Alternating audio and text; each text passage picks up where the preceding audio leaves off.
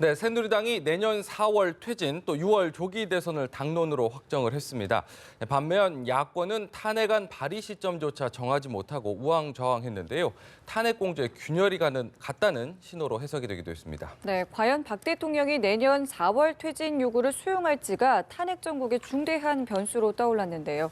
오늘 두 분의 전문가 모셨습니다. 정호김 전 새누리당 의원, 차재원 부산 가톨릭대 초빙 교수 나오셨습니다. 안녕하세요. 안녕하십니까. 어서 오십시오. 먼저 오늘 아침 조금 전에 이제 저희 뉴스 진행 중에 전해드렸던 소식부터 좀 살펴볼까 합니다. 지금 야 3당이 탄핵안을 오늘 발의를 해서 9일 본회의에 표결하기로 결국은 합의를 모았습니다. 이게 굉장히 어제까지만 해도 저녁 늦게까지 우왕좌왕하는 모습들을 보였고 혼선이 많이 빚어졌었거든요. 먼저 이 내용부터 좀 정리를 좀 한번 해보고 싶습니다. 어떻게 보셨나요?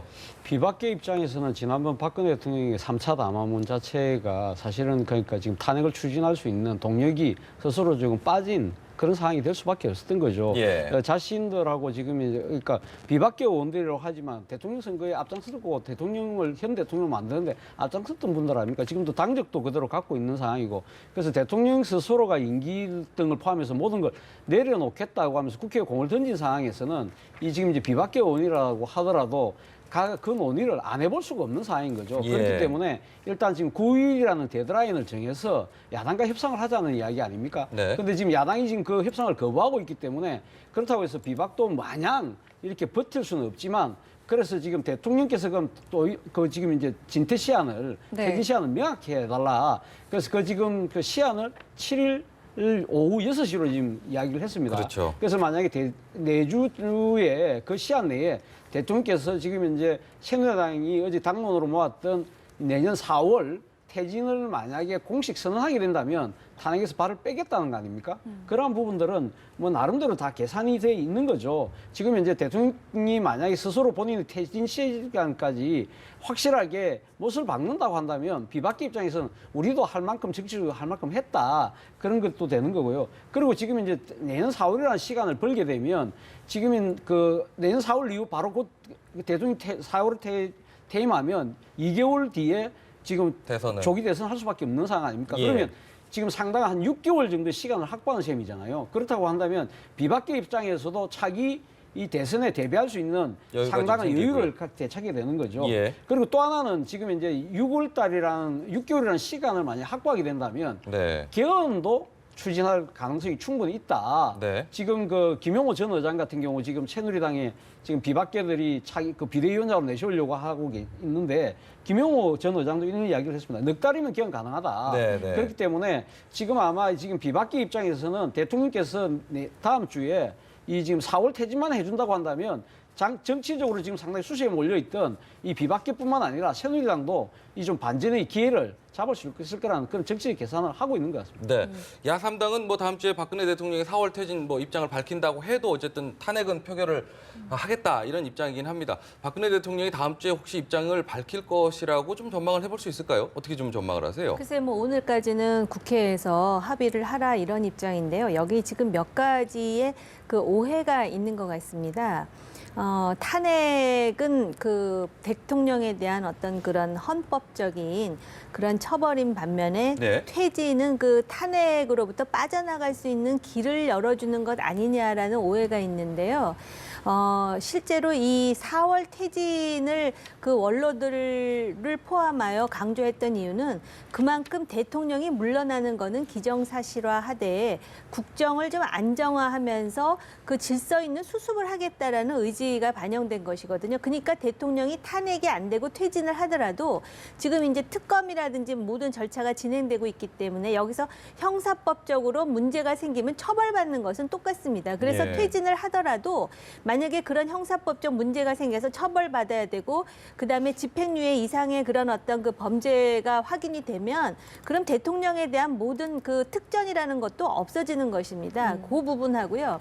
지금 이제 많은 분들이 국민들이 촛불을 들었는데 왜 국회에다가 협상을 하라고 하느냐 이렇게 주장을 하시는 분들도 계신데 네. 국민의 대표가 국회 아니겠습니까? 그리고 대의민주주의라면 이 부분에 대해서 질서 있는 수습을 해야 될 국회의 책무가 있다라고 말씀을 드리고요. 만약에 대통령이 지금 질문하셨듯이 네. 다음 주까지 퇴진 시한을 본인이 명백히 하지 않으면 비박들도 9일 날 탄핵 표결에 동참하는 것입니다. 그렇기 때문에 만약에 그 전에 어떤 퇴진 시한을 정해가지고선 비박이 탄핵에 동참하지 않는다 하더라도 대통령은 물러나게 돼 있습니다. 그렇기 때문에 제 생각으로는 오히려 국회의 여야가 합의를 해서 대통령을 이선으로 물러서게 하고 지금 이 시국에 민생과 안보를 챙길 거국 중립 내각의 총리를 어떻게 해서든지 그 모색해서 뽑는 것이 지금 오히려 촛불 국민에 대한 도리가 아닐까 이런 생각을 해봤습니다. 네.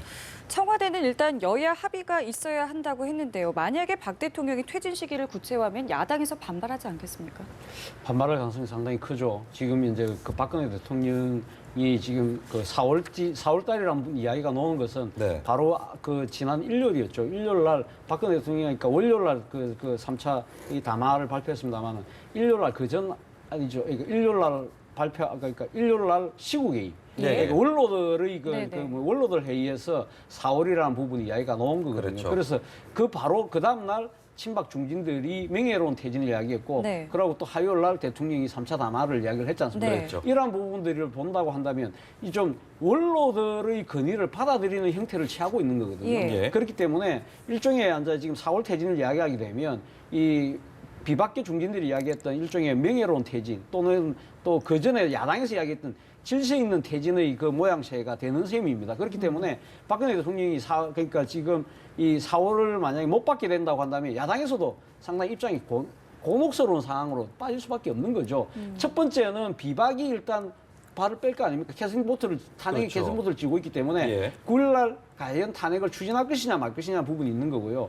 또 하나는 지금 이제 대통령이 어쨌든 간에 지금 퇴진 시점을 분명히 명확하게 밝히게 된다면 네. 이 여론도 상당히 좀 반전될 가능성도 없잖아 있는 겁니다. 그렇기 네. 때문에 야당 입장에서는 상당히 이제 지금 곤혹스러운 상황이 발생할 수밖에 없기 때문에 네. 그것은 역으로 이야기하면 박근혜 대통령 입장에서는 네. 그 카드를 충분히 수용해 볼 만한 가치가 있다고 예, 그렇게 평가할 수 있겠죠. 네. 예. 제가 그 이제 탄핵에 대해서 아까 또 한 가지 오해가 있는 게 탄핵을 하면 그 즉시로 대통령이 이제 물러난다라는 생각들을 하시는 것 같아요. 일반 국민들께서. 근데 역시 그 탄핵 소추안이 국회를 통해서 가결이 되더라도 헌법재판소의 심리를 최장 180일까지 받도록 되어 있습니다. 그래서 네. 어떻게 보면 대통령이 예를 들어서 원로들이 제언하신 대로 내년 4월로 이제 나 그때 그 퇴진하겠습니다 하더라도 오히려 탄핵이 그 이후에 결정될 수도 있는 것이죠. 그러니까 이건 누구도 예측할 수가 없는 것이고 조금 전에 교수님 말씀하셨듯이 이 질서 있는 퇴진은 원래 국민의당이라든지 또 명예퇴진은 문재인 전 대표가 제언했던 것입니다. 그때 친박들은 오히려 탄핵으로 가라. 이게 법적으로 탄핵이 맞다 하다가 지금 입장이 확 돌아선 거거든요. 네. 근데 분명한 차이는 뭐냐면 만약에 탄핵의 수순을 밟으면 권한대행이 황교안 총리가 되는 것이고 만약에 질서 있는 퇴진을 해서 여야가 협상을 해서 뭔가 수습책을 도모한다면 우리가 황교안 체제가 아니라 그보다 더 능력과 어떤 지지를 받을 수 있는 그런 거국 중립 내각의 총리로서 이 국가 전체의 사안을 수습할 수 있다는 그 차이입니다. 그리고 비박들도 지금 무슨 대통령을 보호하거나 비호하거나 살리겠다는 생각이 아닙니다. 잘못은 법 앞에 평등한 만큼 잘못대로 그 처벌받을 일이 있으면 받고 그러나 이 상황에서 뭐 그 안보라든지 또 탄핵의 그 국면으로 들어갈 때 어떤 국가적인 그런 에너지의 소진을 최대한 비용 효과적으로 막아보자는 국가 원로들도 여당만 그 여당 출신만 있는 게 아니었습니다. 네. 그 상대당 야당 출신도 계셨거든요. 그래서 그런 차원에서 얘기하는 것이지 이게 퇴진하고 탄핵하고 전혀 다른 성질의 얘기를 하는 것은 아니라는 점을 좀 말씀드리고자 합니다. 예. 그래서일까요? 오늘 아침에 이제 야3당이 4월에 퇴진 의사를 밝히더라도 탄핵은 무조건 추진하겠다라는 이야기를 했습니다. 그러니까 지금 이제 야당 입장에서는 사실 어떻게 보면 어제 그 박지원 비상대책위원장이 이야기했지 않습니까? 대통령 외통수에 걸렸다. 예. 뭐 그런 이야기를 했는데 네. 상당히 야당 입장에서는 앞서도 뭐 우리 정호기 의원님 말씀하셨지만 사실 야당이 처음에는 명예로운 퇴진을 이야기하고 이 지금 친박이 오히려 탄핵을 이야기하다 지금 국민이 상당히 뒤바뀐 상황이 있긴 합니다만은 네. 그러나 야당 입장에서는 지금 이제 9일 지금 탄핵을 이야기할 수밖에 없는 이유가 이 지금 촛불 민심이 그렇죠. 대통령이 퇴진에 대해서 지금 이 상당히 그 뭡니까 이 초점을 맞추고 있는 거 아닙니까? 예, 예. 이런 상황에서 대통령의 지금 대통령 스스로가 지금 임기를 그러니까 그 퇴진 시한을 정하는 그 방식에 대해서 과연 국민 여론이 그렇게 호응하지 않을 거라는 측면에서 예. 야당의 고민이 깊어지는 거거든요. 예. 그리고 또 하나는 지금 야당 입장에서는 지금 이제 9일 탄핵을 그냥 갈 수밖에 없는 이유 중에 하나가 네. 지금 대통령께서 지금 이제 퇴진 시한을 명확히 한다 하더라도 그러면 지금 이제 최소한 5개월 정도는 대통령으로서 직을 계속 유지한다는 이야기 아닙니까? 예, 예. 지금 이제 그렇다고 해서 야당 입장에서는 지금 그렇다고 지금 그 시한을 설정했으니까 거국 중립 내각 하자고 자신들의 이야기 입장을 바꿀 수가 없는 상황이기 때문에 지금 대통령이 가면 그 5개월 정도를 더 이제 대통령 하실 건데 과연 대통령이 그러면 완전히 이선을 구태하느냐? 네네. 대통령의 권한에 대한 부분들도 모호한 상황이거든요.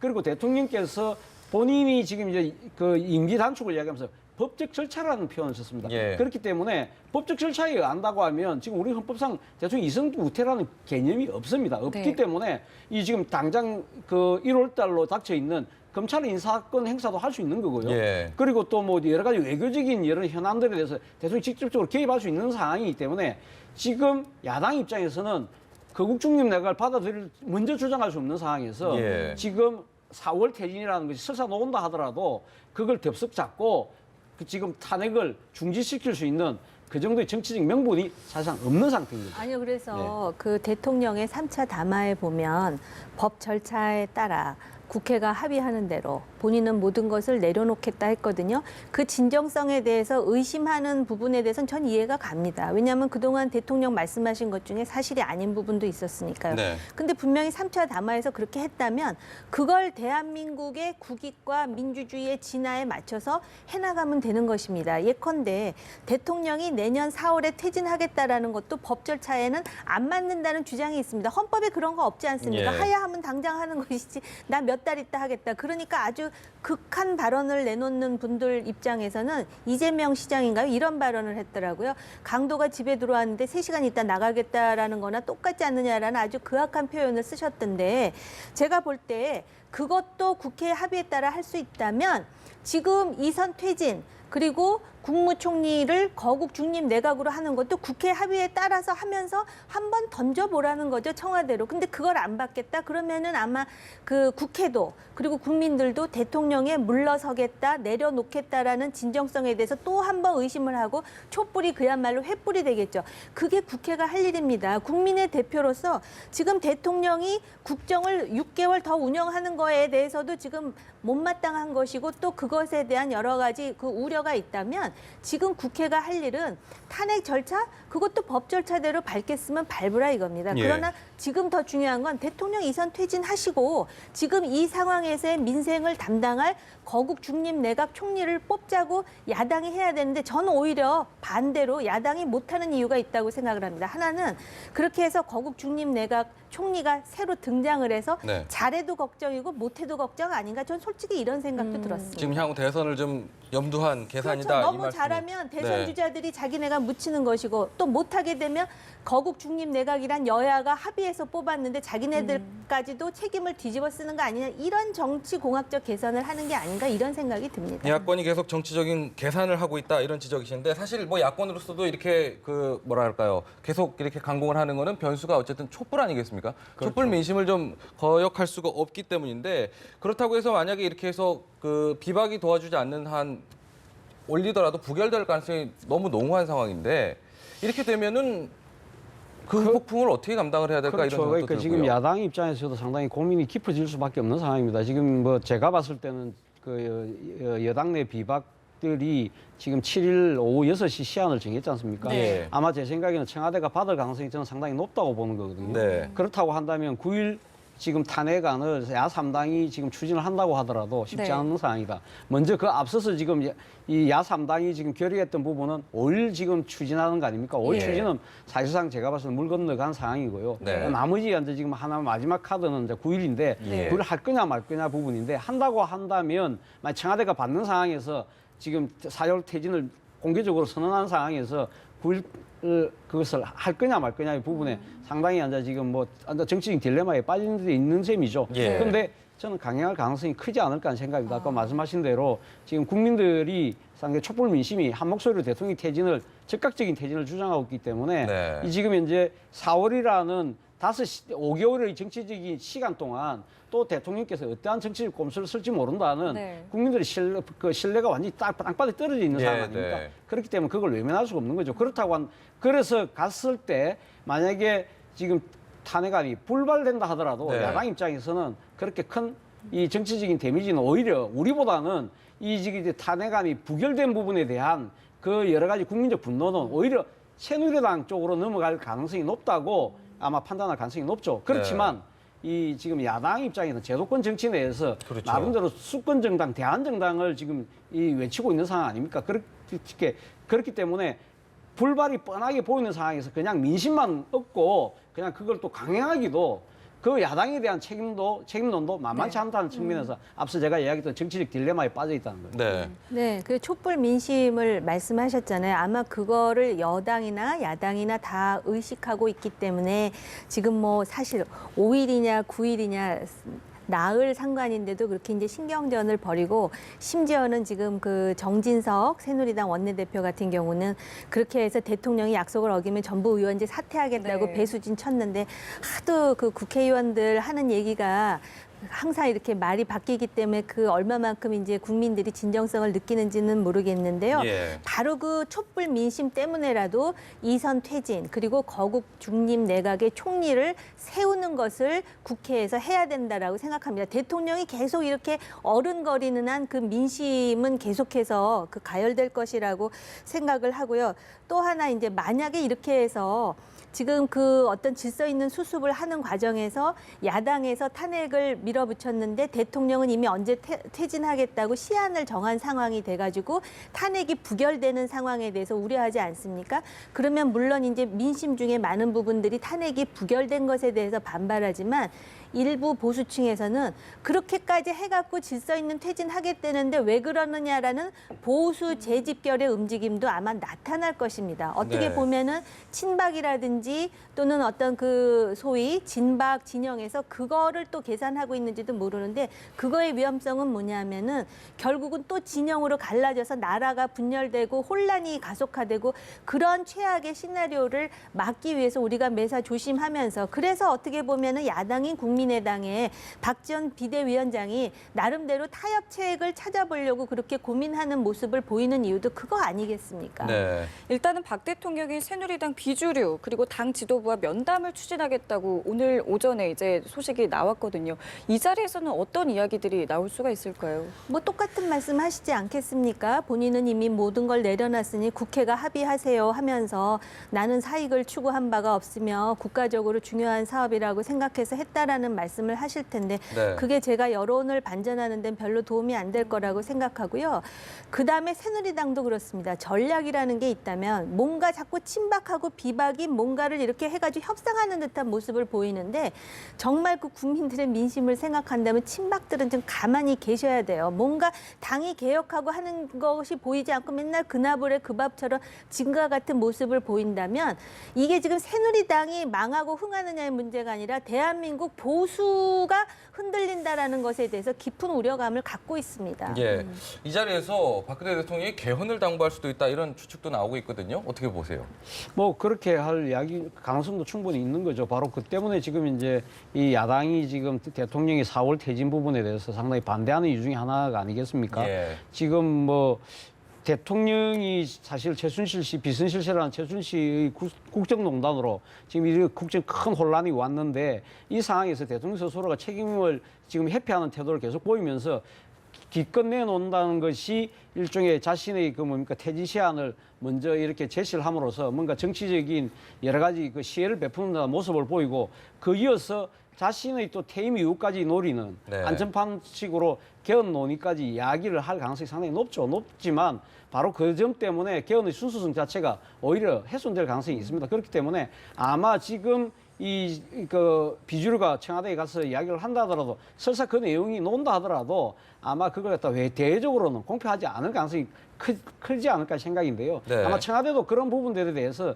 정치적 후폭풍에 대해서 곧 개선하기 때문에 당장은 그 개헌 부분까지는 말하지 않을 가능성이 저는 더 높지 않을까 생각입니다. 네. 이런 상황에서요. 지금 뭐 사실 뭐 여론조사 지지율 뭐 얼마나 큰 의미가 있냐 뭐 하시는 분들도 계신데 오늘 새로 나온 거 있다고 해서 한번 확인을 한번 해보고 이야기 나눠보죠. 지난주와 비교해서 부정 여론은 91%로 2%포인트가 낮아졌는데 긍정, 박근혜 대통령의 직무수행을 좀 지지한다 하는 비율은 그냥 변함없이 4%로 가장 낮은 기록을 유지하고 있습니다. 뭐 이 결과에 대해서는 어떻게 좀 보시나요?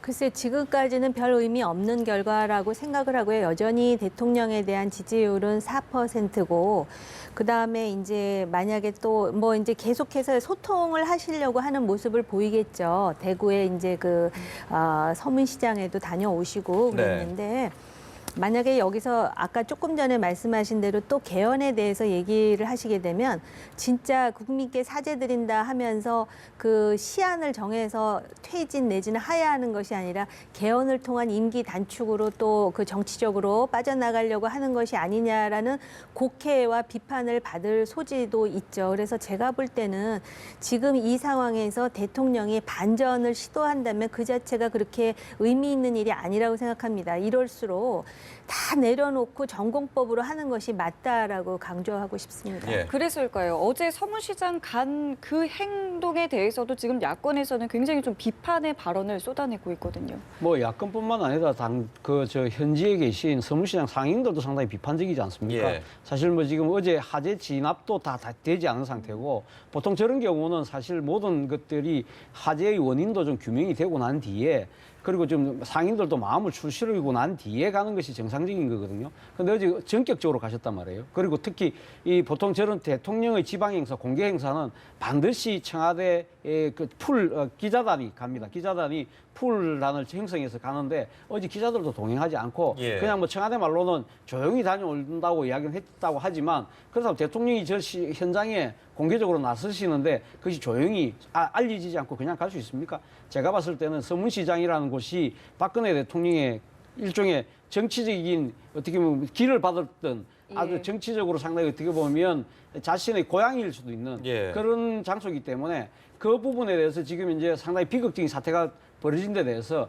본인이 가서 위로하는 모습을 보이고 그러한 그 정치적 행보를 통해서 자신에 대한 동정 여론도 한번 조금 다시 한번 찾아오려는 그런 계산된 정치적 행보라는 것이 야당의 시각일 뿐만 아니라 단지 그 상인들도 지금 그렇게 이야기하고 있는 부분 아닙니까? 어제 특히 물론 뭐 화재 진압이 되고 있었기 때문에 계속되고 있었기 때문에 현장에 머무는 시간이 15분밖에 안 됐습니다만은 그럼에도 상인들하고 거의 대화를 하지 않고 간 거거든요. 그래서 지금 일부 상인들은 왜 우리의 이야기를 듣고 가지 않느냐, 사진 찍으러 왔느냐 이렇게 강하게 지금 비판하는 모습도 있긴 합니다만은 어쨌든 간에 지금 야당 입장에서는 이 행보 자체를 결코 좋게 볼 수 없는 거죠. 그러나 박근혜 대통령 입장에서는 아마 이런 현장에서 반발이 있었다고 하더라도 TK 민심을 나름대로 동정 쪽으로 조금 돌리는 데는 아마 그 도움이 되지 않을까 하는 계산을 하셨던 것 같아요. 네, 그러니까 사실 뭐 말씀하셨지만 기자들에게도 알리지 않고 내려갔는데 어떻게 알았는지 박사모 회원들은 현수막까지 준비해서 지금 현장에서 연호를 하는 모습도 이렇게 비춰졌거든요. 또 돌아오는 길에는 차 안에서 있었던 일인데 눈물을 흘렸다는 말을 청와대에서 이제 기자들에게 좀 알리는 모습도 있었고요. 이런 모습들 때문에 이제 야당에서 더 지적을 하는 게 아닌가 싶어요. 네, 그러니까 이제 그 눈물을 흘렸다라는 건 아마 이제 그 참모들 입에서 나온 것 같은데.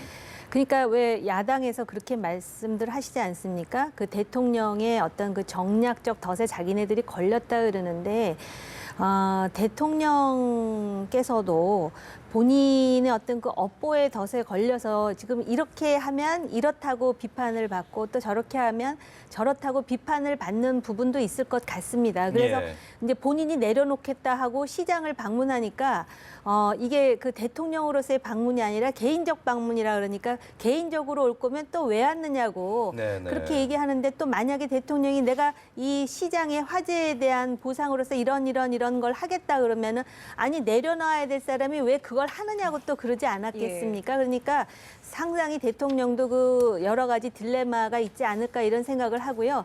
그러다 보니까 국민들이나 정치인들의 감성이 격해져 갖고 굉장히 돌출적인 발언이나 이런 행태들이 나오는데 우리가 그래도 어쨌든 그 150만 촛불의 어떤 그 성숙한 시민의식을 보여준 만큼 지금 이성적으로 이 문제를 수습해 나가는 것도 세계 최고다라는 소리를 들을 정도로 좀 그 감성이 앞서는 행동은 서로가 좀 자제해야 되지 않을까.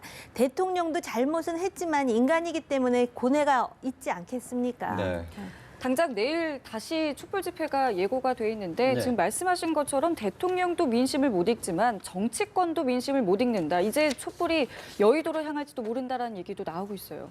결국 그러니까 지금 촛불 민심이 여의도로 간다는 부분 그 자체는 어떻게 보면 대통령의 3차 담화가 상당히 먹힌 결과가 아닐까 하는 생각을 저는 합니다. 네. 지금 어떻게 보면 박근혜 대통령께서 3차 담화에서 자신이 모든 임기를 포함한 모든 걸 내려놓겠다는 상당히 자신의 이 정치 희생적인 모습을 보였지만 그것이 결국은 자신에게 주어졌던 큰 이 핵폭탄 같았던 이 탄핵이라는 핵 내관도 제거했고 예. 또 하나는 정치권에게 공을 넘김으로써 정치권 자신에게 지금 왔던 여러 가지 비난의 화살들을 그 슬그머니 지금 여의도 쪽으로 넘기는 아주 고단수 정치 이 일종의 그 뭡니까 이 수순이 지금 먹혀들고 가지 않는 생각인데 네. 그러나 국민들이 그렇게 바보는 아니거든요. 그렇기 때문에 일단은 아마 내일 촛불 민심이 타오르면서 지금 3차 담화에서도 전혀 반성의 모습을 보이지 않고 있는 대통령에 대한 아마 그 지금 퇴진의 압력이 더 높아질 것이 아닌가. 지금 아마 제 생각에는 9일 날로 예정되어 있는 마지막 지금 탄핵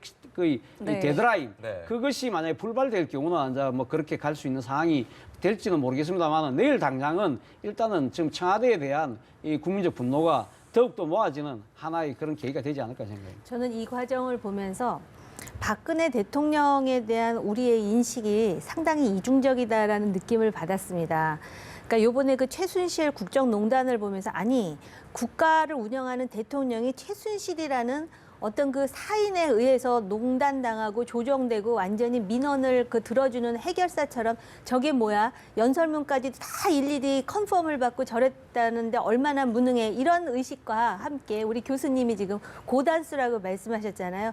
뭔가 박근혜 대통령에게는 정치적 수가 있어서 이러한 상황을 혁파해 나가는 여러 가지 전략을 머릿속에 갖고 있고 지금 최순실도 없는데 이런 이중적인 그런 그 인식이 있는 것 같은데요. 제가 볼 때는 설사 그런 전략을 갖다 하더라도 3차 담화를 가지고 국회에서 할 수 있는 일이 많다라는 부분을 강조하고 싶습니다. 그런 것을 국회에서 하라 그러는데도 우리는 사분오열돼서 못하지 않아요라고 말하는 그 국회의원들이 정말 나는 바보요라고 스스로 인정하는 것밖에 더 되겠습니까? 만약에 대통령이 국회는 못할 것이다라는 계산으로 했다면 국회가 할 수 있다는 걸 보여주는 것도 박근혜 대통령에 대한 반격 아니겠습니까? 왜 그걸 못하고 촛불이 여의도로 갈까 봐 걱정을 하는지 저는 그게 더 답답합니다. 네. 솔직히 말씀드리면. 지금 뭐 여의도에 대한 그 지적도 많이 나오고 있는데 자세한 진상 조사를 위해서 어쨌든 특검도 이제 시작이 됐습니다. 박검수 특검의 1호 인선, 국정원 댓글 수사로 자천됐던 윤석열 대전고검 검사가 발탁이 됐습니다. 어떻게 좀 평가를 하시나요? 저는 뭐 박영수 특검이 상당히 그 제대로 된 칼을 뽑았다고 생각을 합니다. 네. 뭐 윤석열 이 지금 대전 고검 검사 같은 경우는 지난번 국정원 댓글 사건 때 사실 뭐 지금 정권 눈치 파헤치지 않고 오로지 진실만을 밝힌다는 차원에서 강하게 조사를 하다가 결국은 정권적 차원에서 이 문매를 맞지 않았습니까? 예. 그럼에도 불구하고 전혀 굴하지 않고 국회에 나와서는 이 자신의 수사가 중단된 부분에 대해서 당시 이 법무장관 황교안 예. 그리고 또 서울지검장, 서울중앙지검장의 압력을 외압을 폭로하는 또 그런 결기를 보여서 상당히 찬밥을 먹고 있는 상황 아닙니까? 네. 이렇기 때문에 지금 윤석열 검사의 발탁에 대해서 정치적인 보복 쪽으로 수사가 흐를 가능성이 높다는 우려도 있는 것 같습니다. 그러나 지금 박영수 특검이 이야기했다시피 뭐 복수는 영화에나 나오는 이야기다. 아마 윤석열은 그러지 않을 거라고 이야기를 했는데 아마 그런 기대는 국민들도 상당히 갖고 있는 것 같아요. 윤석열 검사가 사실은 뭐 지금 특수통으로서 상당히 지금 수사를 잘하는 검사로 알려졌는데 오늘 제가 그 신문에 보니까 네. 이 검찰 관계자 말이 있는 이야기가 있더라고요. 아마 윤석열 검사는 정치적 판단은커녕 정책적 고려도 하지 않을 것이다. 오로지 네. 법적 판단만 하는 스타일이다. 그러면서 하는 얘기가 수사 역량이 뛰어나서 그 양반이 못 밝히면 대한민국이 절대 못 밝힌다는 정도의 절대적인 지지를 받고 있는 것 같아요. 그렇군요. 근데 물론 뭐 윤석열 검사도 사람이지 않습니까? 사람이기 때문에 아마 정치적인 여러 가지 감정이 복잡하겠죠. 그러나 뭐 본인이 이때까지 쭉 보여왔던 오로지 진실만 쫓겠다, 정의만 추구하겠다는 이 부분만 그 소신을 제대로만 지켜나간다면 국민적 기대에 크게 벗어나지 않을 거라고 봅니다. 네, 어떻게 그 윤석열 검사가 한 말 중에 가장 인상적인 게 나는 사람에게 충성하지 않는다. 법을 보겠다라는 것인데 그 굉장히 중요한 말이고 사실 이 정권에서 여러 가지 그 보복이라고 인식될 수 있는 피해를 받았죠. 심지어는 재산 신고를 하는데 너무 많이 했다고 그걸 가지고 들들 볶아가지고 그게 뉴스에 나오기도 하고 그랬었거든요. 그래서 저는 그 기대를 합니다. 박영수 특검을 포함하여. 그런데 이제 단지 그 제가 지향하는 가치인 보수에 대해서 한 말씀 드리고 싶은데 바로 보수의 가치가 법치예요, 법치. 그런데 지금 우리 사회에 박근혜 대통령과 최순실 농단을 보면서 보수가 나눠졌어요. 근데 보수가 자기네 편이라 그래가지고 편가리 진영 논리를 하면은 그 보수가 무슨 의미가 있는지 말씀을 드리고 싶어요. 잘못한 거에 대해서는 잘못을 인정을 하면서 뭔가 법치로 가려고 하는 몸부림, 개혁, 이게 보수의 진정한 가치임에도 불구하고 지금 이 편을 갈라가지고 왜 대통령 편을 들어주지 않느냐 내지는 뭐 이런 식으로 하는 거는 이건 참보수의 가치가 아닙니다. 같은 논리로 진보도 마찬가지입니다. 그래서 이 윤석열 검사가 했다는 사람에게 충성하지 않는다 이거를 보수 진보도 한번 뇌까려 봤으면 좋겠어요. 지금 우리나라 보수 진보가 누구를 지지하면 보수고 누구를 지지하면 진보라고 잘못되어 있는 상당히 경박한 그 가치관부터 우리가 시정해 나가야 될 거라고 생각을 합니다. 네. 그리고 사실 이번에 특검이 나오기 전부터 중립적이라는 단어가 굉장히 좀 포커스가 맞춰지지 않았겠습니까? 그렇기 때문에 이 복수 수사 우려 논란에 대해서도 분명히 얘기가 나올 텐데요. 지금 이 특검에 참여하는 검사들은 그야말로 유리벽에 있는 상황입니다. 그런데다가 뭐 우리 연합뉴스 TV를 포함하여 지금 언론가 좀 많습니까? 그래갖고 지금 모든 것들이 다 지금 보도되고 하는 상황이기 때문에 중립성을 스스로 요번에 그 보여주지 않는다면 이거는 대한민국의 어떤 그 특검 시스템의 문제일 뿐만 아니라 본인의 명예와도 직결되는 부분이기 때문에 그리고 우리나라가 사실은 모두 엮여 있기 때문에 사실은 그런 어떤 중립성에 대해서 많은 우려를 하지만 요번에 그 이 특검이 이 법으로서 말한다. 그리고 공소장으로서 말한다. 그리고 사람에게 충성하지 않는다는 것을 저는 보여줄 수 있는 잠재력이 있는 인사들이라고 기대하고 싶습니다. 네. 알겠습니다. 저희 두 분의 말씀 여기서 마무리 짓도록 하겠습니다. 지금까지 정호김 전 새누리당 의원, 차재원 부산 가톨릭대 교수와 함께했습니다. 고맙습니다.